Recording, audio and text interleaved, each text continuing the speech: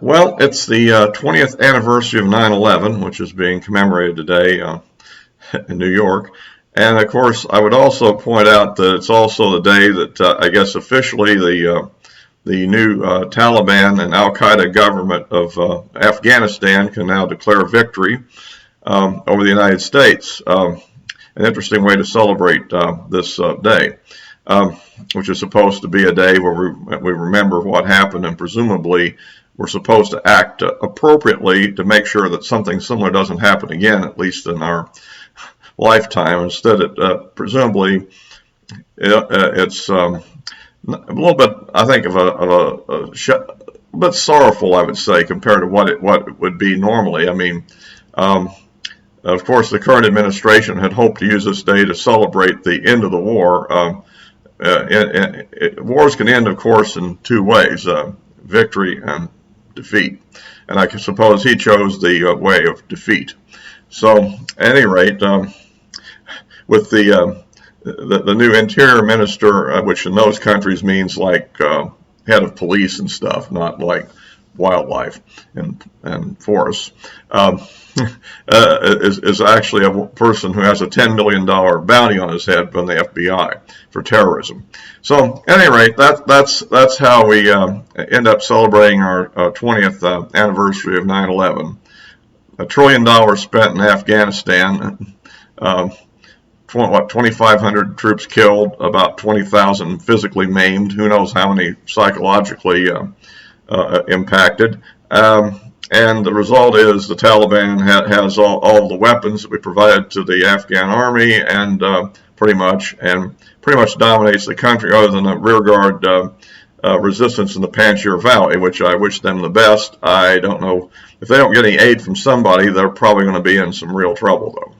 Well, anyway, if you like these videos, with that somber note, give me a like, subscribe if you haven't already, and you can make any comments you feel about on this.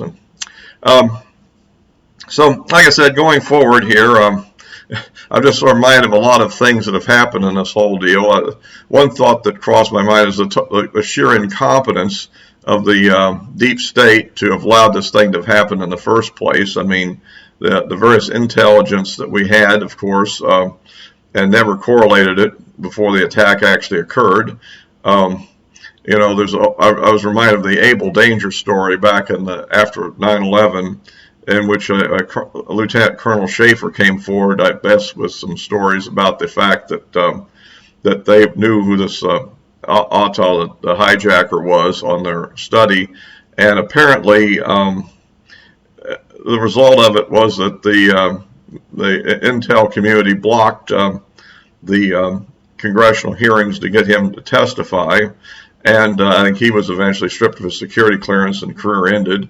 And on the other hand, we have to look at the other situation there. The Congressman Kurt Weldon, who was promoting this whole story, was eventually was sabotaged by the Justice Department with a raid on his wife's company right before the election, in violation of normal protocols of the Justice Department not to do this sort of thing.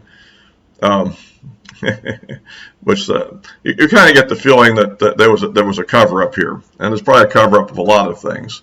And then, of course, we have the current situation with the totally botched withdrawal from Afghanistan, which, well, we've talked enough about that, I suppose. But there's probably going to be more dirt coming out on that next week when they start having hearings on the subject. But at any rate, that's just sort of my sort of reaction today. That now where do we go, basically? Well, after all, you can argue that Afghanistan is really more of a theater or a battle. It's not necessarily the whole conflict. And obviously, international terrorism will actually ramp up now. And of course, that's,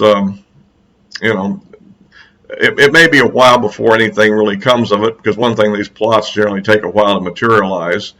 And right now, I think that probably the Taliban are looking to get a cash reward for handing over one American citizen after another in return for a continual flow of cash. Of course, that's going to mean that a lot of people are going to be held hostage for a long time.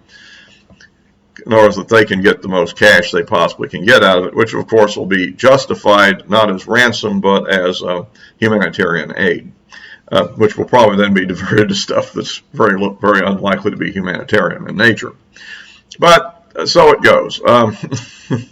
I guess you could just get angry and scream, but this is practically what does happen. And we'll have to see what happens next and all this stuff. At any rate, the opponent, everybody continues to. The Democrats try to claim that Trump would have pulled out the same way. I tend to doubt it would have happened the same way. However, it all depends on how far he pursued his idea. I don't think there was any way to get a successful negotiated coalition government between the Taliban and the other people, because they're just so different from each other. And their purposes are so contrary that I don't think that was ever in the cards. My own opinion is that, like the KSM, the big planner of 9/11, said that they would win in the end because basically, fundamentally, they had a lot more endurance to continue the struggle than we did. And that's essentially what happened.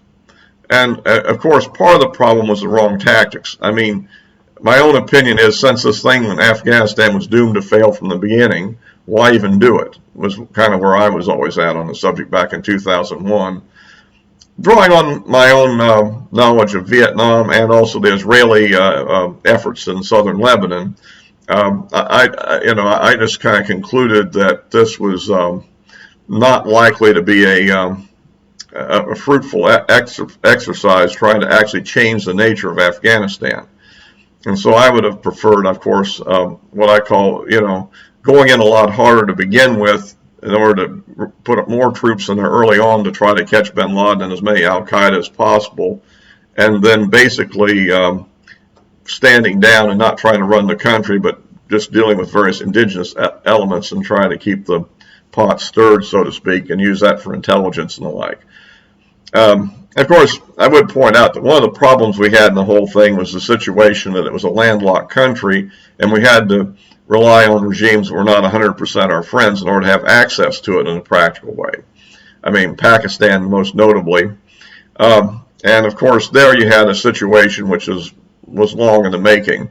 One has to remember that the people that are now running Afghanistan at one time were more or less our allies fighting the Russians there back in the 1980s. And then, of course, after that, there was a period where they went their own way and we went our way. Then 9/11 happened, and of course, then they became our enemies. And of course, we tried to deal with other elements in Afghanistan to try to set up some kind of a government. But given its diverse and tribal nature, it's just hard to run as a unified country. And again, right now, there is a resistance in the Panjshir Valley, and there's probably other tribes that are probably not exactly happy with the current situation. So it's hard to know how things will develop as time goes forward. On the space show yesterday, I even raised the issue with one of the India's, defense and foreign policy strategists, the idea that perhaps India would want to step in to take on the role of being the supporter of the resistance. After all, it would be sort of a way to poke at Pakistan, who has definitely done terrorist acts in India, or supported groups that did, let's put it that way. And so that would be sort of kind of a way of poking back at Pakistan, who apparently is currently backing the Taliban.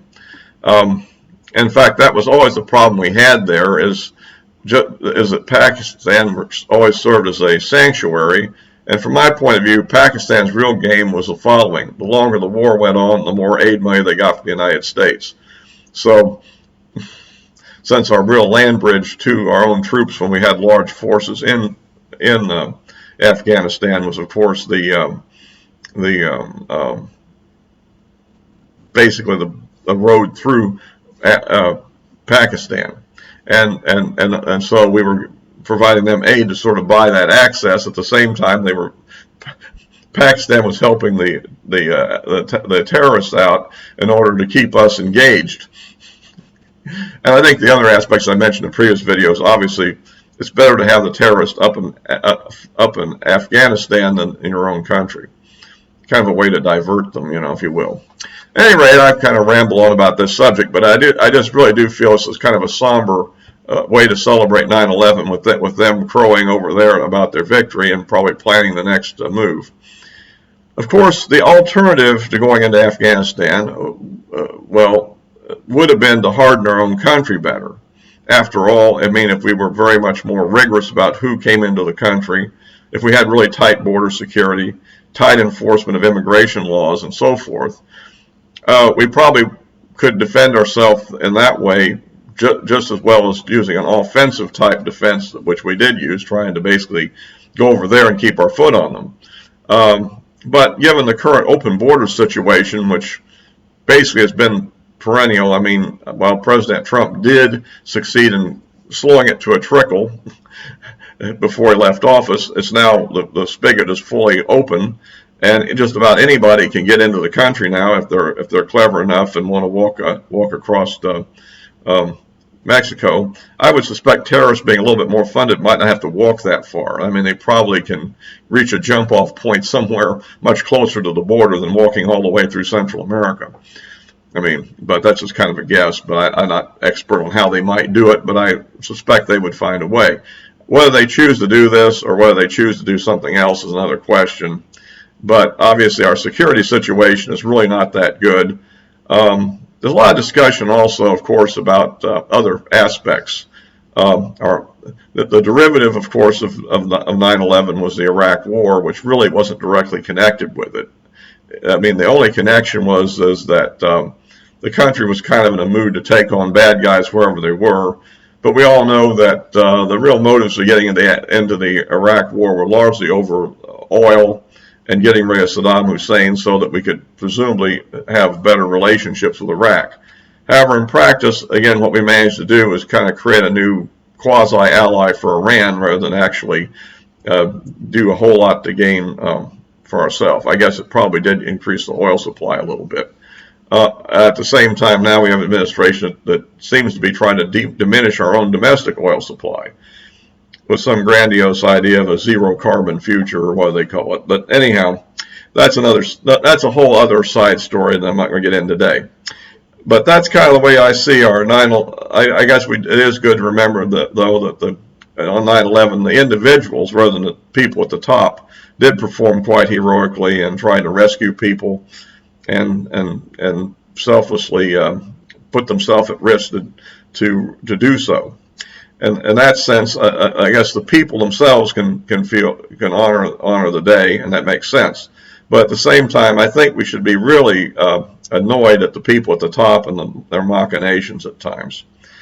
Well, at any rate, that's kind of my thoughts for today. I guess it's not the happiest message I'll give. I mean, meanwhile, I guess I will briefly mention on the congressional front, I see that the $3.5 trillion bill isn't dead yet. I don't know what's going to happen on that. There's a major dispute between a few key senators on the Senate side and a few members of Congress. I generally figure on the House side that the Democrats will be able to pull off at least a one-vote majority. They seem to be a very controlled group of people, and regardless of what objections they have, they always seem to come through with whatever Nancy Pelosi and the leadership wants to do. We'll see if that actually happens here or not. On the Senate side, it's unclear what's going to happen because there is a big gap between what Manchin wants and I think what the leadership wants, and all it takes is one senator to vote no and the whole thing collapses. But I wouldn't bet my life that no vote is going to come. Let's put it that way. We can only hope for the best. I suppose I don't think I have any. If I have any followers in West Virginia, well, contact your senator, and I guess the same thing for those in Arizona. Contact Sinema and hope for the best on that one. And of course, one of the really scary things in the whole deal is an attempt to put amnesty into a reconciliation bill. One can only hope that the Senate parliamentarian will block that. I'm left a little bit at a loss about how this parliamentarian system works and how it has the strength that apparently it does, but we can only hope that she comes through for us here. And well, with that, I guess I'll kind of close this.